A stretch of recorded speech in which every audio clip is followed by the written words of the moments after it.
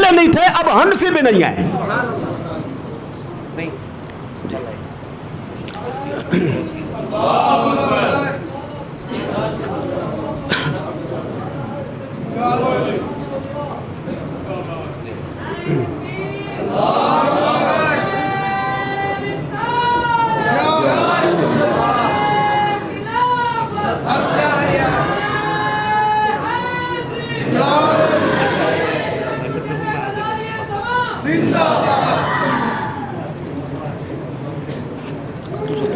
نعرہ تکبیر، نعرہ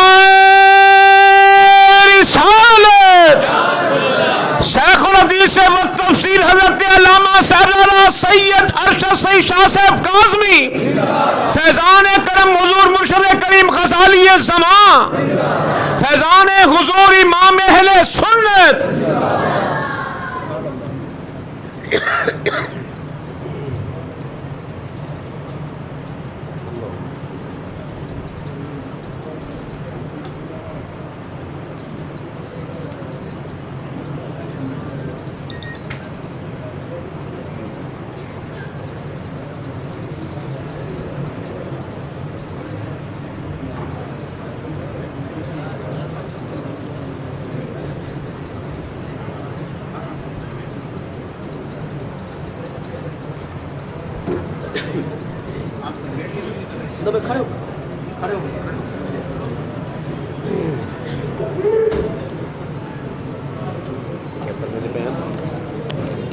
فرمایا حضرت صاحب کو تھوڑی دیر لگ دی پی ہے، بیان کرو، میں تھا کہ آپ کرو۔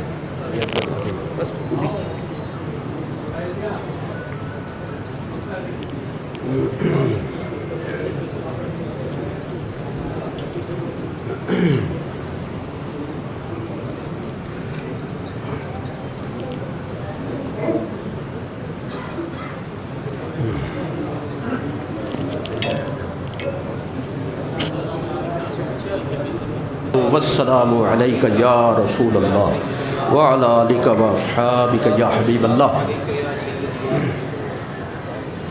میں نے تو مائک چھوڑ دیا تھا، حضرت سے بھی میں نے عرض کی کہ آپ خطاب فرمائیں۔ انہوں نے فرمایا کہ آپ ہی اپنے معروضات پیش کریں۔ تو شکریہ ادا کرتے ہوئے بقیہ جملے اس مسئلے کے حوالے سے جو میں آپ کے گوش گزار کروں گا، کنڈے امام جعفر صادق رضی اللہ تعالی عنہ کے کنڈے، ایک وجہ لوگوں نے اس کے عدم جواز کی بیان کی، اس کے بارے میں آپ نے تفصیل سماعت فرمائی۔ کچھ لوگوں نے اس کے بارے میں یہ شوشہ چھوڑا کہ یہ محفل جو ہے یہ اہل سنت و جماعت کی نہیں بنیادی طور پر، بلکہ یہ آئی ہے اغیار سے، اہل رفض سے، اہل رفض سے لے لیا سنیوں نے۔ تو میں سب سے پہلے تو پڑھوں گا آپ کو ساتھ ملا کر لا حول ولا قوت، یہ تو آسان ہے، سب کو یاد ہوتا ہے، لا حول ولا قوت الا باللہ۔ اہل سنت کو اہل رفض سے کیا واسطہ؟ ایک جملہ اس حوالے سے کافی سمجھتا ہوں۔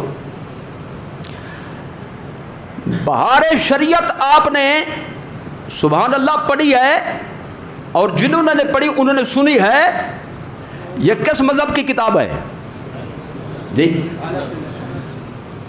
اور کس کی تالیف ہے؟ صدر الشریعہ کی۔ فقہی علم کے حوالے سے اعلیٰ حضرت کے سب سے معتمد ترین تلمیذ رشید علامہ امجد علی اعظمی قادری رحمۃ اللہ تعالیٰ نے، اعلیٰ حضرت نے وصیت فرمائی تھی میری نماز جنازہ یہ پڑھیں گے۔ تو نماز جنازہ کس نے پڑھی؟ صاحب بہار شریعت نے۔ اور بہار شریعت ایسی کتاب ہے جس کے ابتدائی حصوں پر خود اعلیٰ حضرت کی تصدیق موجود ہے، آپ کے قلم سے تقریر موجود ہے۔ آپ ہی نے یہ جاری کرائی تھی بھی عوام کی سہولت کے لیے کوئی کتاب ہونی چاہیے اردو زبان میں۔ تو میں کہنا چاہتا ہوں بہار شریعت کے سنی مذہب کی کتاب ہونے میں کوئی شک ہے؟ یہ جو چپ ہیں ان کو کیا شک سے بات کا یعنی انکار بھی ساتھ ہے ان کو؟ ہمت کرے ذرا، اس میں کسی کو شک نہیں، کسی سنی کو شک نہیں، سنی مذہب کی کتاب ہے۔ بہار شریعت کے 16ویں حصے میں ایصال ثواب کے عنوان کے تحت امام جعفر صادق کے کنڈو کو جائز لکھا ہوا ہے۔ لو جی کہاں گئے رافضی، کہاں گئے خارجی جی؟ اور یہ جو انہوں نے قلابے ملائے تھے وہ کہاں گئے؟ حقیقت کیا رہی اس کی؟ ایک حوالہ بھی اس کے لیے کافی ہے۔ اور پھر مجھے یہ روایت پہنچی ہے، یعنی باوثوق ذرائع سے ہمیں یہ خبر پہنچی کہ خود اعلیٰ حضرت امام احمد رضا خان فاضل بریلوی کے گھر پہ آستانہ پہ بھی امام جعفر صادق کے کنڈے ہوتے ہیں۔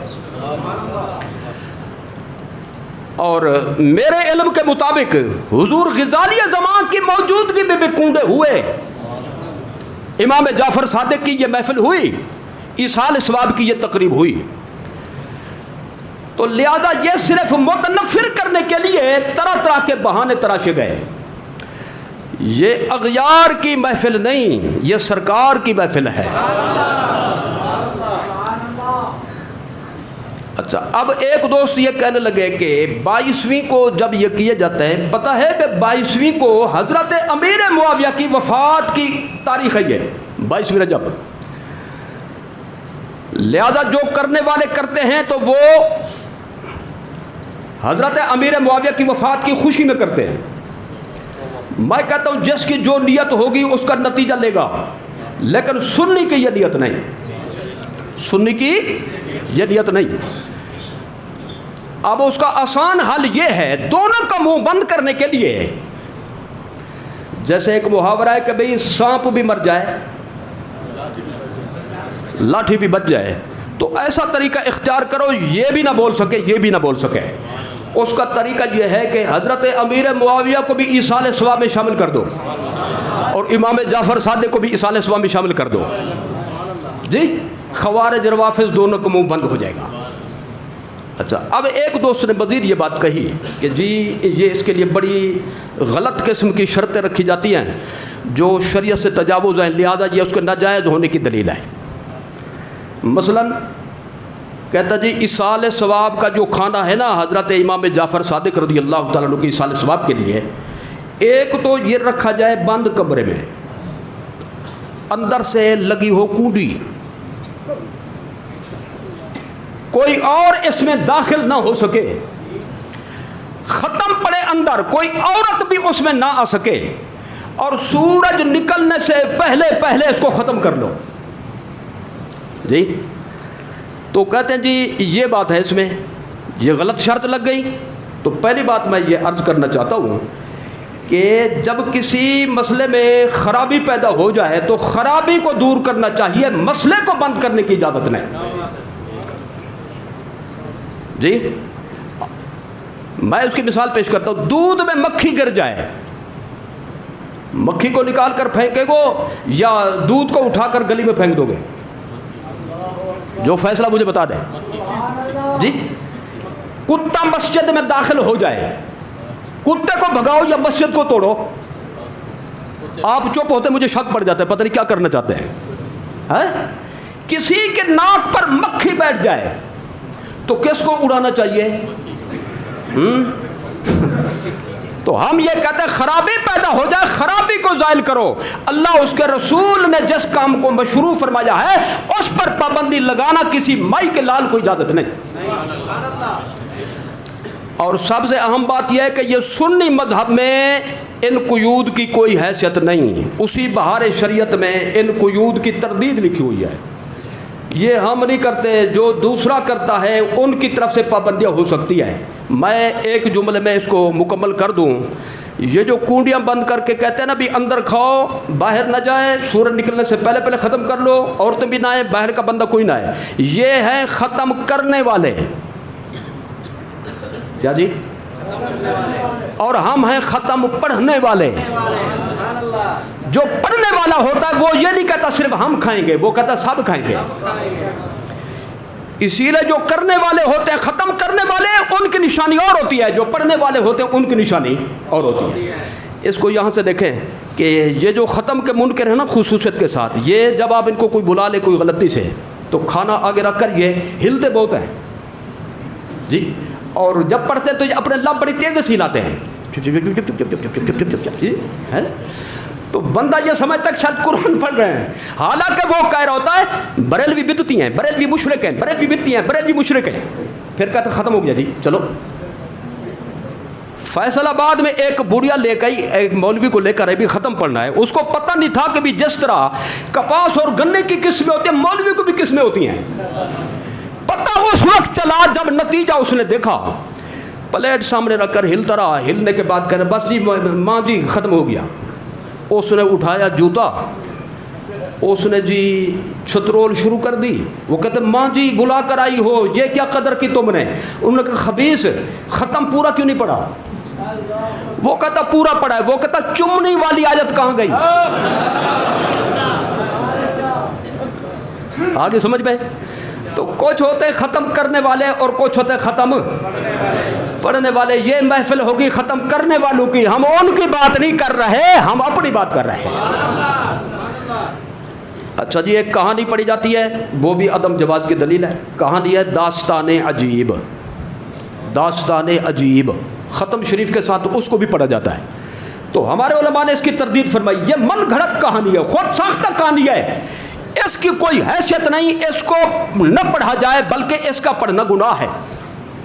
اور جب ایصال ثواب کرنا ہے تو گناہ والی بات پڑھ کر کیا ثواب ہوگا؟ ایک ناجائز کام کرنے کا کیا ثواب ہوگا؟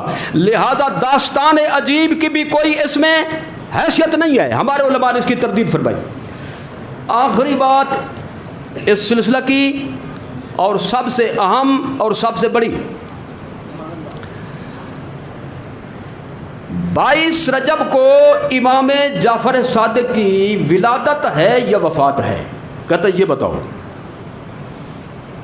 آگے کہتے ہیں نہ ولادت ہے نہ وفات ہے، لہذا جب مناسبت نہیں ہے تو یہ عمل بے اصل ہوا۔ تو پہلی بات میں یہ عرض کروں گا کہ اگر کسی بزرگ کے ایصال ثواب کی محفل ان کی ولادت یا وفات کی مناسبت سے رکھی جائے پھر تو جائز کہو گے نا؟ اور جب مطالبہ یہ کیا ہے مناسبت کوئی نہیں، نہ ولادت کی نہ وفات کی، پھر کیوں کرتے ہو؟ اور میں کہتا ہوں جن کی وفات کے مطابق ہو اس کو تم کیوں نہیں کرتے؟ تو معلوم ہوا وہ یہ کرنے نہیں، وہ کرنے نہیں دینی، پروگرام کچھ اور ہے۔ اس کو یوں سمجھیں کہ جیسے کہتے ہیں نا بھی کھڑے ہو کر صلاۃ و سلام پڑھنا ٹھیک نہیں، ناجائز ہے، بدعت ہے، معاذ اللہ حرام ہے، پتہ نہیں کیا کیا کہہ جاتے ہیں۔ اور میں کہتا ہوں پھر تم بیٹھ کر پڑھ لو، ہاں مدینہ کی طرح منہ کر کے کہو الصلاۃ والسلام علیک یا رسول اللہ، اور تم تو بیٹھ کر بھی نہیں پڑھو گے جی۔ اور ہم تو ہمیشہ سمجھانے کی بات کرتے ہیں۔ قل خانی کے محفل میں ایک بندہ کھڑا ہو گیا جی، پہلے اس کا جواب دیں پھر اس کے بعد بات کریں۔ میں نے کہا کیا بات ہے؟ کہتے ہمیں کہتے کھانا آگے کیوں رکھتے ہو؟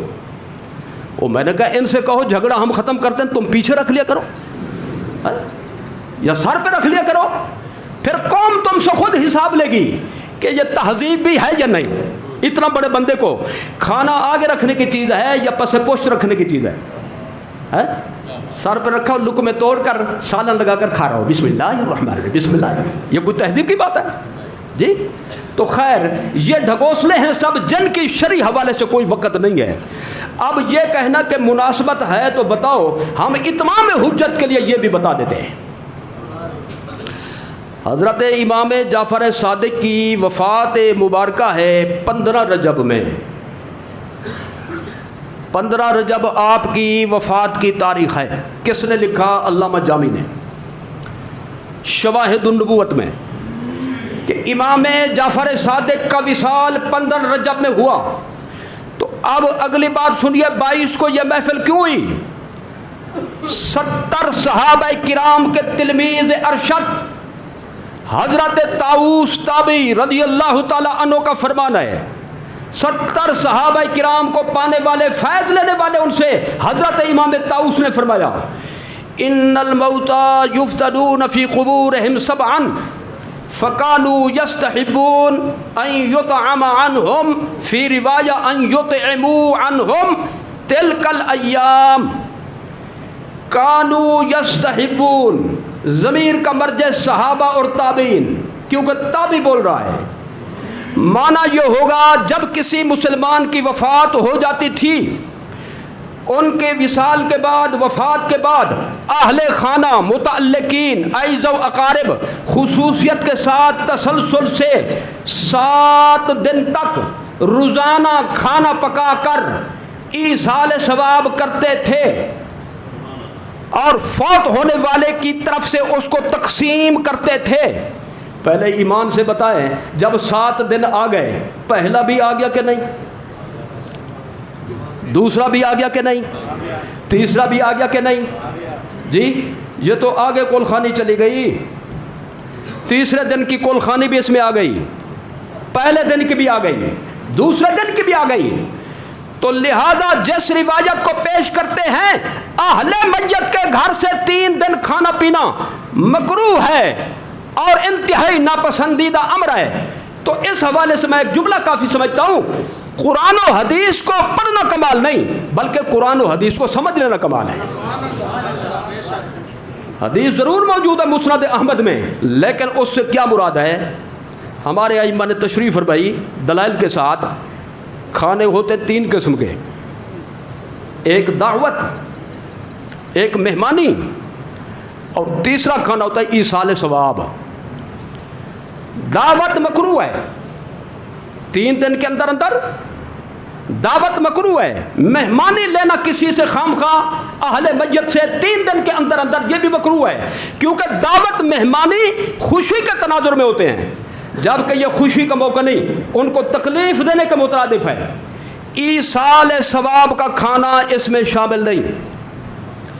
مکروہ ہے دعوت، مکروہ ہے مہمانی. اسی لیے فتاوی قاضی خان میں امام قاضی خان نے فرمایا ان کان للفقراء فحسن، اگر خیرات کی نیت سے کھانا پکایا جائے پہلے دن بھی بہتر ہے، دوسرے دن بھی بہتر ہے، تیسرے دن بھی بہتر ہے. 7 دن تک جی کھانا کھلاتے تھے تسلسل کے ساتھ. اب حساب آپ خود لگا لیں، 15 میں 7 کو شامل کریں. جی موبائل کھول لیں، اس میں کیلکولیٹر کا آپشن ہے، ذرا اس میں جمع کھول لیں، اس میں جمع کر لیں، اس میں وہ بولیں 22 بن گئے. تو جو بھی پروگرام لمبا چوڑا ہو، آخری نشست اس کی بڑے اہتمام کے ساتھ ہوتی ہے. جی ہمارے جامعہ اسلامیہ انوار علوم کا جو جلسہ ہوتا ہے، جی آخری رات میں جو نشست ہوتی ہے وہ اہم ہوتی ہے، سب سے بڑی ہوتی ہے، اس لیے بڑے بڑے بزرگوں کو ان میں مدعو کیا جاتا ہے یا نہیں؟ تو چونکہ آخری نشست ہوتی ہے بڑی کانٹے دار اور بڑے اہتمام سے، لہذا امام جعفر صادق کے وصال کے بعد 7 دن تک جب اس معمول کو رائج کیا گیا، چلایا گیا، اس پر عمل کیا گیا، آخری محفل بنی 22ویں رجب کو، اور چونکہ زیادہ اہتمام سے ہوئی لہذا لوگوں کے ذہن میں وہی رہ گئی اور اسی پہ عمل چلا آ رہا ہے. اچھا اب ایک بات رہ جاتی ہے، یہ آپ اپنی طرف سے کہہ رہے ہیں کہ کیا اہل بیت کی یہ محفلیں پہلے سے تھیں؟ آئیے میں اس کا بھی ایک حوالہ پیش کرتا ہوں. تحفہ اثنا عشریہ 13ویں صدی کے مجدد کی کتاب، 13ویں صدی کے مجدد کی کتاب، حضرت شاہ عبدالعزیز محدث دہلوی کی کتاب. اس کے باب ہفتم میں، باب ہفتم در امامت فارسی زبان میں آپ نے لکھی، فارسی زبان چونکہ اس وقت قومی زبان تھی. 7ویں باب میں امامت کی بحث میں اور دہلی کے چھاپے میں 214 صفحے پر لکھتے ہیں حضرت امیر و ذریت طاہرہ اورا، حضرت امیر و ذریت طاہرہ اورا تمام امت بر مثال پیراں و مرشداں میں پرستند و امور تکوین یارا با ایشاں وابستہ میدانند و فاتحہ و درود و صدقات و نظر و منت با نام ایشاں رائج و معمول گردیدہ. چنانچہ با جمیع اولیاء اللہ ہمیں معمول است. یہ حضرت شاہ عبدالعزیز کا فرمان ہے کہ اہل بیت کی یہ محفلیں ہمیشہ سے ہر دور میں رہی ہیں. تو الحمدللہ سنیوں نے کوئی عمل نیا نہیں نکالا، بلکہ اسی ڈگر پہ چل رہے ہیں جو مدینے سے آ رہا ہے، جو شروع سے آ رہا ہے. نعرہ تکبیر، نعرہ رسالت، جانشین حضور غزالی زمان، مرکزی امیر جماعت اہل سنت پاکستان حضرت علامہ سردار سید مظہر سید شاہ صاحب کاظمی، فیضان حضور مرشد کریم غزالی زمان، فیضان حضور امام اہل